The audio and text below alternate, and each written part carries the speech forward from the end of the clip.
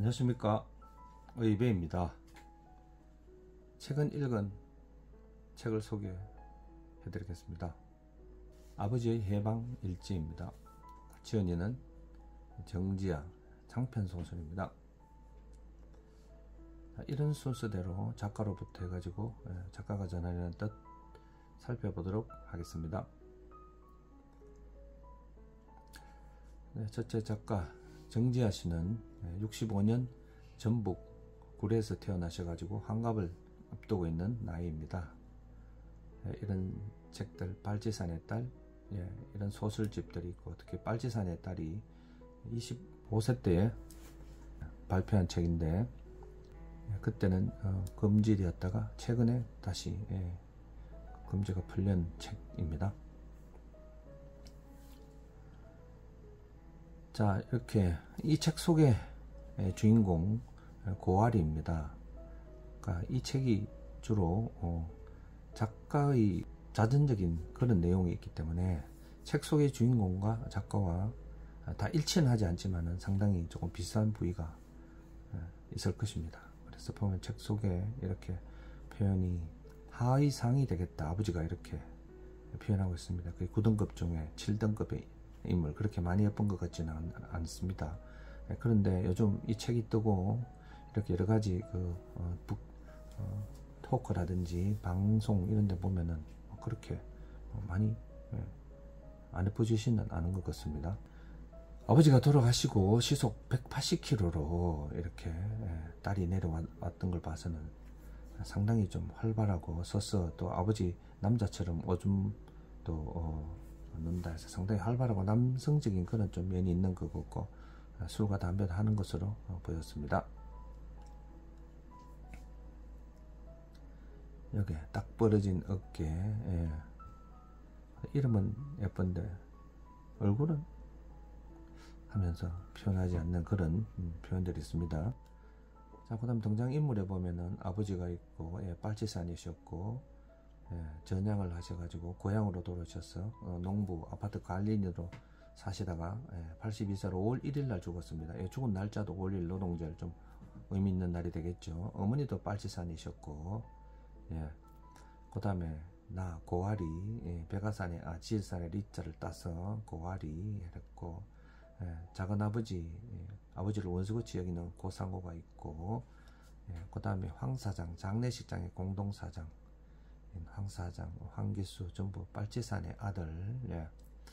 그 다음 박한우, 초등학교 동창생인데 빨치산 토벌군으로 지내서 아버지하고 이념적으로는 다른 분인데 가장 친하게 지내고 있는 사람이고, 큰집 오빠 고길수 이런 사람이 있고, 그 다음 떡집 언니, 그 다음 윤학수, 어머니 아버지를 친어머니 이상으로 잘 모시고 있는 분들, 그 다음 소성철, 어머니 아버지의 스승님이신데 자녀의 뎁까지도 이런 제자를 돌보고 있는 그런 스승님이십니다. 자, 아버지가 주인공이시기 때문에 아버지에 대해서 조금 더 자세히 알아보면은, 아버지는 동네 무섬이었다, 이런 표현. 내일이 모내기 날, 동네에서 품앗이 하면서 내일 이제 본인 집 날 모내기 날인데, 그때 저녁에 한시의 사위의 죽음을 처리하기 위해서 그때 모내기는 하지도 못하고 어머니 혼자서 다 모내기 했다는 그런 내용. 그 다음 용식 부인의 식당 빚보증을 또 썼다가 다 손해보는 거, 또 장씨 큰딸 장영자가 이렇게 암내가 나서 시집을 못 가고 있었는데 어떤 그런 수술도 다 해줌 으로써 동네의 모든 굳은 일들을 이렇게 맡아가면서 이웃들을 위해서 그렇게 생활하시고 사셨던 그런 내용이 있습니다.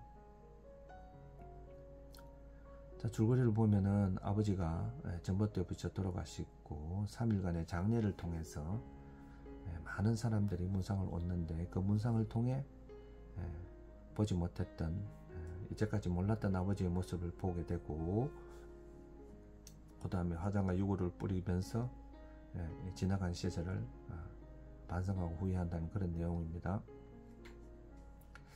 생각해볼 단어들을 보겠습니다. 전봇대 했습니다. 아버지가 전봇대에 부딪혀서 돌아가셨거든요. 나이가 있으셔가지고 암이나 뇌졸중으로 돌아가신 게 아니고 전봇대, 그 다음 제목에 해방일지 있잖아요. 그 다음에 아버지가 이런 빨치산이기 때문에 유물론 사회주의 어떤 그런 신념을 가지고 사셨고 이런 표현이 많이 되어 있습니다. 이 전봇대는 민중의 한 걸음 한 걸음이 사이 인류의 역사를 바꾼다는 진지한 마음으로 아버지는 그 전봇대에 한 발을 내디뎠을 것이다. 그래서 빨치산이셨지만은 이제 시골로 돌아오셔가지고 이웃하고 잘 어울리면서 살고 있는데도 돌아가실 때는 어떤 전봇대에 부딪혀가지고 어떤 투쟁적인 그런 모습을 나타내신 것이라고 보여지고, 이 해방은 우리가 어떤 얼매임, 구속, 고통으로부터 완전히 풀려나는 것, 그래서 몸과 마음이 이렇게 자유로워지는 상태. 그래서 아버지의 해방, 그 다음에 작은 아버지로부터의 해방, 딸이 아버지로부터 해방, 여러 표현들이 표현되어 있습니다.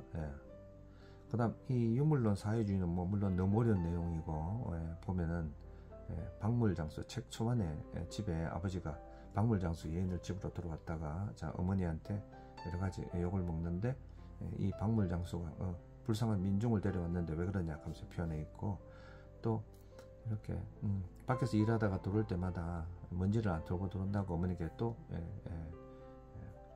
꾸지름을 듣는데, 이 먼지가 인간의 어떤 시연이고 기운인데 뭘 자꾸 그렇게 먼지를 털하냐 이런 말이 있고, 그다음 제사는 무슨 제사를 지내, 꽃을 낳았어 아무 때나 뿌려 삐리라, 죽으면은 화장해가 이래 뿌려 삐리라 이런 표현. 그다음 자네 혼자 잘 먹고 잘 살라고 지리산에서 그 고생을 했나, 이런 사회주의 이런 내용이 되겠습니다. 전봇대 표현. 그다음 죽음이란 고통으로부터 해방되는 것, 이렇게 죽음으로써 모든 고통에서 해방이 되었다, 그런 표현이 있습니다. 자, 인간관계를 보면은 아버지와 딸 관계, 원수같이 작은 아버지의 관계 있고, 또 이렇게 보면은 책에 나온 표현으로 보겠습니다. 아버지는 작은 아버지의 원수였다. 작은 아버지는 아버지 때문에 국민학교도 못 마쳤고, 그 다음에 작은 아버지는 집안이 망한 것도, 자신이 배우지 못한 것도, 할아버지가 군인 손에 죽은 것도 다 아버지 탓으로 여겼다.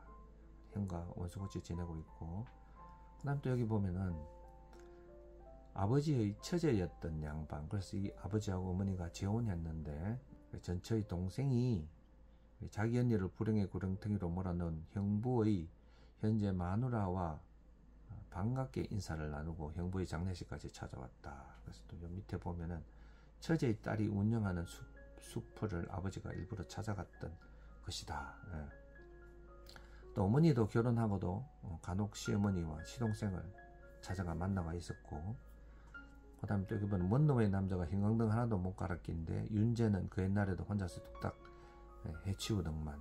윤재가 어머니의 옛날 남편인데, 이런 옛날 남편 이름을 지금 남편 앞에서 이렇게 이야기하면서도 서로 잘 지내고 있는 그런 모습을 보여주고 있고요.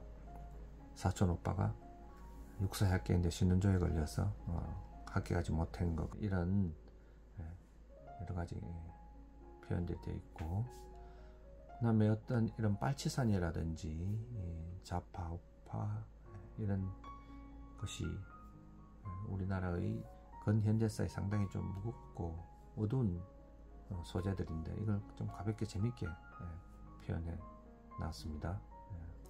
그래서 전봇대 머리를 박고 돌아가셨다든지, 아버지의 처제가 나간 문으로 어머니의 시동생이 아이 셋을 데리고 나타났다든지, 그 다음에 성적 대신 몸무게만 쑥쑥 늘어서 이렇게 주인공 딸이 덩치가 산만해졌다, 이런 표현.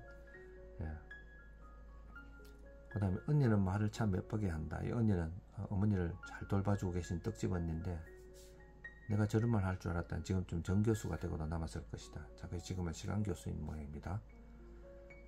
그 다음 여기 보면은 좀 대줄 것을 그랬어야. 그래서 지금 아버지가 화장 중이신데 어머니가 내 손을 꼭 쥐면서 내한테 아이고 좀 대줄 것을 그랬어요. 이 대준다 하는 표현이 있잖아요. 좀 상스러운 표현. 그래서 부부관계 표현을 이렇게 표현하고 있습니다. 이 책은 아버지에 관한 책입니다. 그래서 나의 아버지, 1년 내내 나의 아버지를 생각하게 되고 우리들의 아버지를 생각해 볼 수 있겠습니다. 우리들의 아버지는 독일의 강부 가셨고 베트남 파병, 중동 건설 여군 이런 분으로 대표되고 자식의 성공과 가족 부양을 위해서 희생하고 헌신하신 분들. 마음은 뜨겁지만은 따뜻하지만은 엄격하시고 말이 없고 무표정하신 그런 아버지들이었지 않나 생각됩니다. 물론 이런 아버지들 덕에 우리가 이렇게 좀 풍요롭게 잘 살고 있겠죠. 작가가 전하려는 뜻을 한번 보겠습니다. 사회주의보다 더 강력한 것이 인간의 본성이 아닌가. 그래서 어떤 우리를 이렇게 아름답게 행복하게 살게 하는 것은 어떤 사회주의, 그다음 자본주의가 아니고 인간의 본성이 중요하다. 그다음 또 보면은 두 노인네는 매일 아침 투닥거리며 늙어망을 보냈다. 두 노인네가 박선생입니다. 초등학교 친구인데 토벌군이었잖아요. 이념적으로는 다르지만은 그래도 가장 친하게 지내면서 그래도 사람은 걔가 제일 낫어야 어떤 이념으로 판단한 것이 아니고 그 사람 자체를 중요하다는 그런 표현이 되겠죠. 그 다음에 또 보면 한 꾼에 또 올라네. 한 꾼에 가는 건 전라도 사투리인데 함께 이런 말 표현. 또 올라네. 문상을 한 번 오는 게 아니고 어떤 갔다 또 온다 이 말입니다. 이런 표현. 오죽하면 나한테 전화를 했겠어 이 밤중에. 그래서 어떤 남을 생각하고 자신의 입장보다는 남을 배려하고 생각해주는 그런 표현. 오죽했으면 그러겠냐. 그것도 못 주나 한샘 매면 오죽하겠어. 이런 표현들이 있습니다.